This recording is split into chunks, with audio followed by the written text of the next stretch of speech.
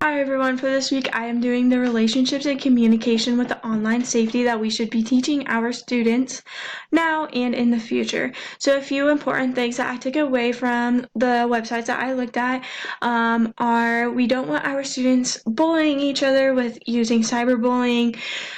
Some students might think that they can get away with it because it's on the online world, but somebody's bound to see it somewhere because nothing that you post is gone forever. So even if you say something and you try to delete it, students need to know that that is there somewhere, somehow, and somebody can find it.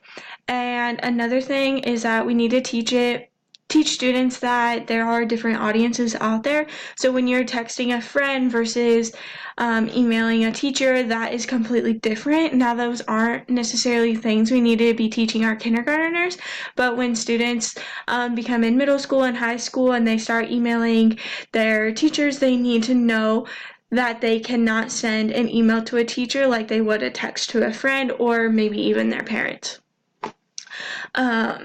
And another important thing that I have realized is that you always need to be there for your students, whether that is online in the digital world and being a person where they can ask and talk to you about their questions about the online world, or just being there for students to talk to. So if some students aren't getting along or they're having home life, we would rather have the students come and talk to us rather than putting it out on the internet for everybody to see.